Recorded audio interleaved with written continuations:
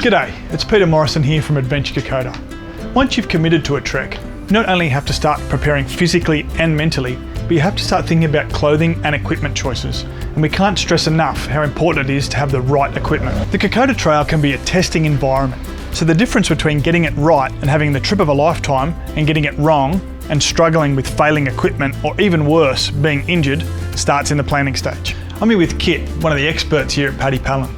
We're going to chat about some of the equipment you might need and the options available to you.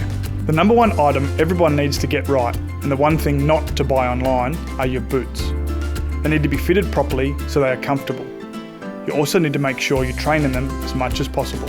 So that means getting out and walking in them and seeing how your feet react. We don't recommend trekking in shoes because mud and debris can get in easily and cause blisters. So a good pair of well-fitted boots and some gaiters or over boots is the combo to go with.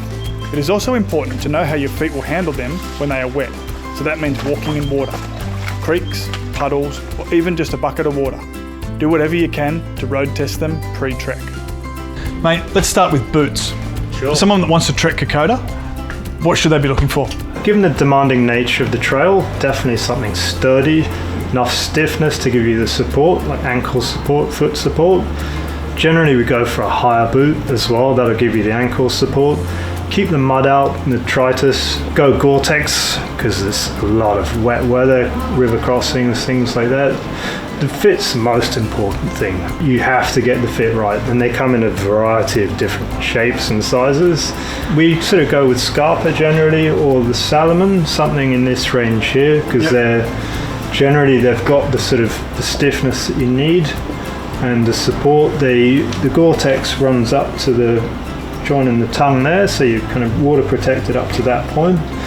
Generally you just have to come in and we have to fit, and we have a number of different tests you can do, you know, in terms of whether your toe is going to hit the end or whether there's too much foot movement in the boots. The most important thing really is to bring the pair of socks you're going to be using on the trek to try with the boots, because that will affect how they feel and how they fit.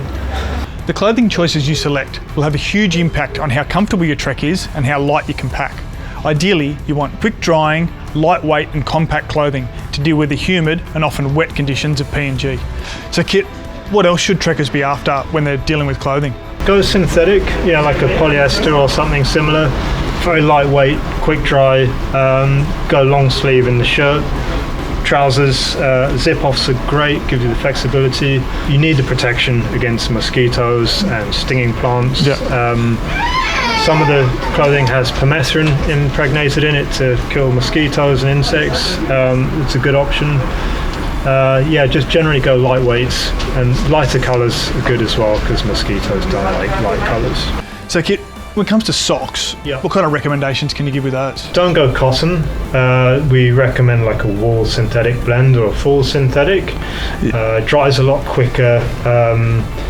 Antibacterial properties in the wool's good. We recommend anatomically fitted socks. They fit your foot better, less gaps, less chance of moving around. Go with something with some cushioning on the bottom as well. We also recommend liners as an option. Is that just to prevent blisters? Polypro liners, they wick the moisture off, keep your foot drier as well. Okay. I suppose it's also important, going back to what we said before, about fitting the boots with the socks that you're going to be walking in, so they come as a bit of a combo. For sure. So if you're going to use liners, use the liners and socks when you're trying the boots. Believe it or not, it can actually get quite cold on the Kokoda Trail, so we definitely recommend taking a set of thermals. They should be long sleeve and long leg to deal with not only the cold, but the threat from mosquitoes. But Kit, what else should we be looking for? Well, there's a choice between synthetic and merino wool.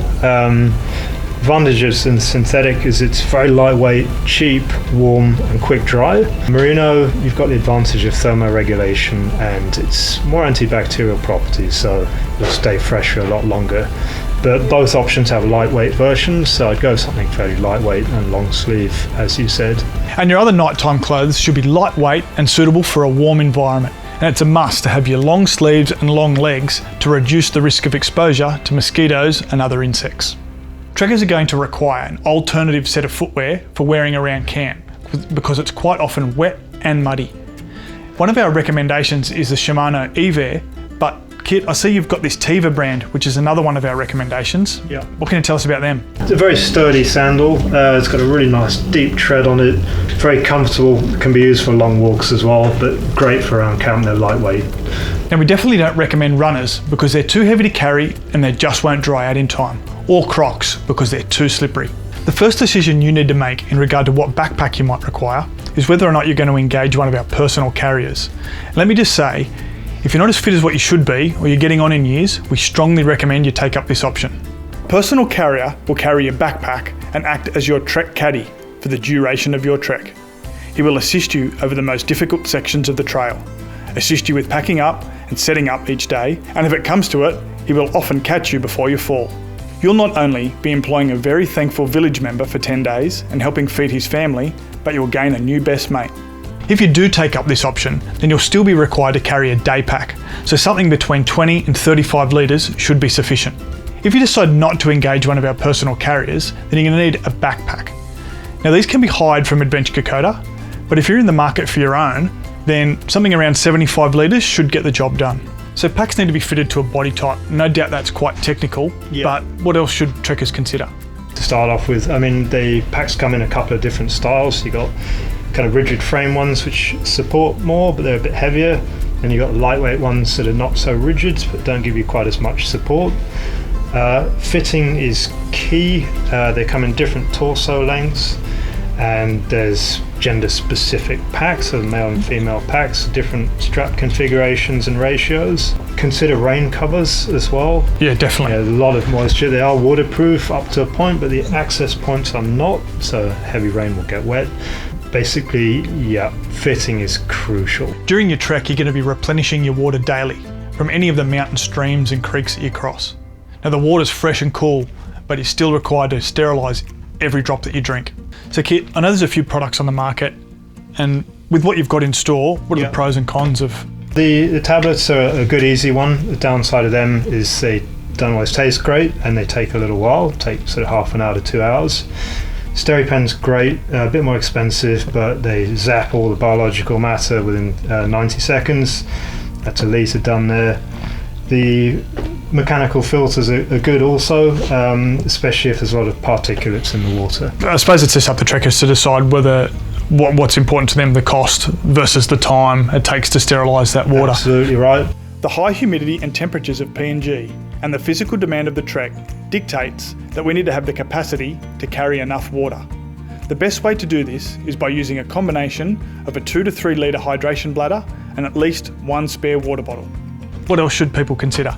Was kind of a system for how you treat the water. So I'd have a litre Nalgene bottle for the treatment side of it, a little side 500ml bottle for your rehydration salts, keep rehydrated, and you would drink out of the bladder. Yeah, so it's kind of like a rotation system, right? Indeed. You've got your fresh water in the bladder, water that you're treating if it takes half an hour in the spare bottle, and then you might have some Gatorade or some sort of rehydration powder as a separate one in the smaller bottle. So it's a bit of a rotation system, so you're not getting caught without fresh water at any point. One of the key factors in performing well during your trek is getting a good night's sleep. Now, for most, the 8 to 9 hours trekking each day, the early starts and the symphony of the nighttime jungle should get the job done. But regardless, you want to make sure you're comfortable inside your tent. What kind of things should we be looking for in a sleeping bag? Given the conditions, I'd definitely go synthetic, because synthetic is better in a moisture-rich environment. Which is what PNG is, right? If you're using down will clump when it gets wet, won't keep you warm. Okay. We have some synthetic options that are still lightweight and packable, and they come in different length options if you're tall. So there's different sizes. Yeah. And I mean, our trekkers should be looking at probably no less a degree than sort of 5 degrees. I would have thought around that. Around that area. Yeah, it gets quite cold, but most nights you're going to be spent on top of the sleeping bag, I suppose. But indeed, at those cold nights, you want to be sort of comfortable as possible. You want to be rugged up. Even a liner can boost the temperature a bit if you know. So a sleeping bag liner as well, something we could recommend as well. Yeah. So, mate, I suppose we should also talk about sleeping mats. Now, we've got one of these inflatable ones here, which is kind of what we recommend. You sure? But are there anything else out there, or what are the advantages of these versus what else is out there? There are self-inflating ones, and there's also the closed cell foam. The Advantage of these ones is they pack small and they're very light and they're quite deep as well, so they're very comfortable, especially if you're a side sleeper. Generally the self-inflating ones are a little bulkier, and they don't have the same depth, so it's okay if you sleep on your back, but if you sleep on your side you're more likely to hit the ground. The closed cell foams are essentially just like the yoga mat type of thing, so they're just lacking the comfort and they're very bulky. Yeah, so we're definitely looking to go for something similar to this. And I can see that that's how it packs right down to that size, which is perfect for when you're sort of space limited, right? Indeed, yeah. And lastly, mate, pillows. I mean, space is obviously going to be a consideration for our trekkers. Sure. So what are we dealing with there? Yeah, the inflatable pillows are great because they're surprisingly deep, very comfortable. They pack down absolutely tiny. Packs that into that. Incredibly light. Right. You can get some other options that have like a different fabric on the top or slightly less depth if you don't want such a big block under your head. There are others that have like a foam layer on top as well, but they're a bit bulkier. I would go with something like one of these. I suppose you can always come in store and lie down on the floor and just test it out. But I reckon that's got to be one of the key considerations, is just that space for weight. It's no secret that you potentially have to deal with the rain on the Kokoda Trail. It generally falls from the afternoon and into the early evening, so you could potentially be walking in it. The humidity is high, so even if you're wearing a rain jacket or a poncho, you'll sweat so much underneath it that you'll be wet anyway. So when you get in camp at night, it's when you want to remain dry. So we need to talk about lightweight rain jackets. So Kit, what do you recommend? I would go something like a 2.5 layer pack like Gore-Tex. Very, very light, very breathable. It's got a very high water head pressure rating. They're great in the morning when you need a bit of extra warmth as well. Yep. The tarps are also a really good option because they're a lot more airflow, breathe a lot more, especially in the hotter parts of the day. I would tend to go with one of these. They cover your pack as well. It's so sticky, so humid, you're going to get damp anyway, so it just keeps the bulk of the moisture off while still allowing, enough sort of protection from the elements. Your morning's going to start early while you're on the trail, so you'll find that your morning routine has got to be completed mostly in the dark. So this means packing your equipment, ablutions, and having breakfast. Of an evening, once it starts to get dark, you'll find that the light disappears really quickly in the jungle environment. So a large portion of your nighttime routine will also be completed in the dark. Depending on your progress through the day, you might also find yourself coming into camp in the fading light. So therefore, when it comes to buying a head torch, don't skimp on price.